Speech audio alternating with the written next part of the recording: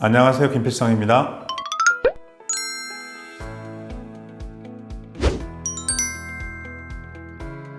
고관절은 환자의 몸통과 다리를 이어주는 관절입니다. 위치로 본다고 한다면 허리와 다리 사이에 존재하는 그런 관절이죠. 사람들의 몸 중에서 무릎 다음으로 두 번째 가장 큰 관절이고 체중을 지탱해주는 가장 중요한 관절이라 할 수가 있습니다. 고관절의 위치는 우리가 삼각 팬티를 입었었을 때 팬티 주름 라인하고 겹치게 됩니다. 그래서 환자들이 많이 아플 경우에는 사타구니가 날카롭게 찌르는 통증이 있거나 갑자기 양반다리가 안 되거나 차에서 타고 내릴 때 칼로 찌르는 느낌, 그리고 쪼그려 앉았다 일어날 때 갑자기 깊숙한 곳에 통증이 있는 것들이 주된 통증이 되겠습니다.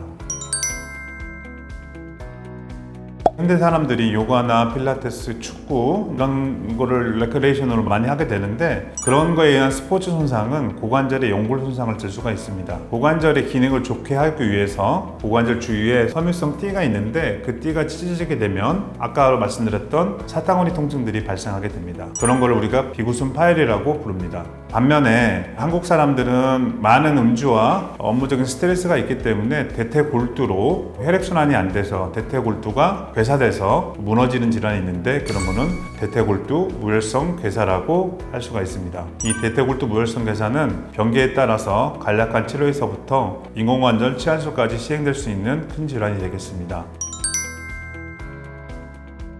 수술은 젊은 사람과 나이 들은 사람들을 나눠야 합니다. 젊은 사람들에 의해서 그 뼈에는 문제가 없지만 만약에 연골에 손상이 있다고 한다면 그거는 고관절 내시경이라고 하는 간략한 수술을 통해서 수술이 이루어질 수 있지만 대퇴골두 무혈성 괴사라고 하는 질환들은 젊은 연령에서부터 고령까지 많이 이루어지기 때문에 그런 환자들은 인공관절 치환술이 이루어지는 거고요. 또 인공관절 치환술의 주된 질환이 되는 퇴행성 관절염도 고령에서 많이 발생하게 되겠습니다.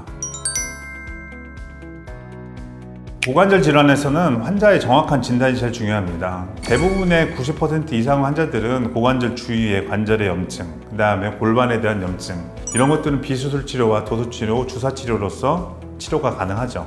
그리고 그 나머지들 중에서 스포츠 손상이 있는 경우에서는 고관절 내시경으로 치료 가능합니다. 반면에 퇴행성 관절염이나 대퇴골두 무혈성 괴사는 그 병기를 정확히 나누어서 내시경으로 치료하거나 아니면 인공관절 치환술 중에서도 부분 치환술, 전 치환술, 그 다음에 표면 치환술 같은 여러 가지 선택 방법이 있기 때문에 일단은 가장 정확한 진단이 환자의 애유를 결정한다고 할 수가 있겠습니다. 정형외과에서 어깨, 무릎, 발목에서도 내시경이 다 이용이 되고 있는 것처럼 고관절도 내시경이 이용이 되겠습니다. 다만 무릎이나 어깨는 관절이 피부에 가깝게 존재하기 때문에 내시경을 삽입해서 바라보는 술기가 비교적 간단한 반면에 엉덩이는 근육과 엉덩이 지방층이 두툼하게 쌓여져 있기 때문에 내시경을 넣고 관찰하는 과정이 굉장히 어렵습니다. 그만큼 접근하기 어렵기 때문에 술기에 습득이 어렵고 다른 관절에 비해서 더욱더 많은 경험과 치료에 대한 노하우가 필요하겠습니다. 내시경의 같은 경우에는 뼈의 구조가 정상적으로 유지되는 반면에 대퇴골두 무혈성 괴사, 퇴행성 관절염들은 관절의 구조가 망가지는 질환입니다. 이 관절을 정상적으로 쓸 수가 없기 때문에 임플란트라고 하는 기구를 넣어서 환자의 관절을 다시 만들어줘서 통증을 없게 해주는 치료입니다. 가장 시행이 많이 되는 경우 술관절인데 술관절은 수직적인 관절이기 때문에 관절이 더 구조가 더 불안정하지만 고관절은 파여져 있는 구멍에 들어가 있는 속혈관절이기 때문에 술관절에 비해서 훨씬 더 안정적인 관절 구조를 가지고 있습니다. 따라서 술관절보다는 인공 고관절 치환술이 예후가 훨씬 좋고 결과도 훨씬 좋습니다.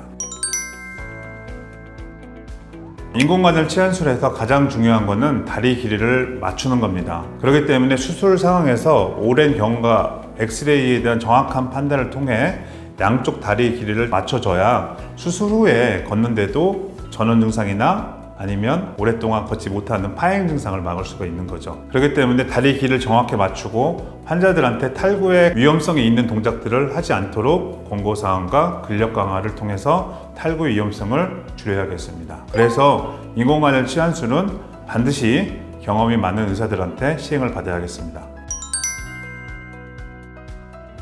내시경 수술의 가장 좋은 재활 방법은 일상적인 생활의 복귀입니다. 자전거 타기, 수영, 그리고 관절에 대한 근력 강화를 통해서 관절낭을 보호해주고 관절의 부딪힘을 적게 해주는 거가 재활 방법이 되겠고요. 인공 고관절 치환술의 재활은 탈구의 가능성을 방지하기 위해서 고관절 주위의 근력을 강화시킬 수 있는 PT나 기본적인 재활 치료를 충분하게 해주는 게 좋겠습니다.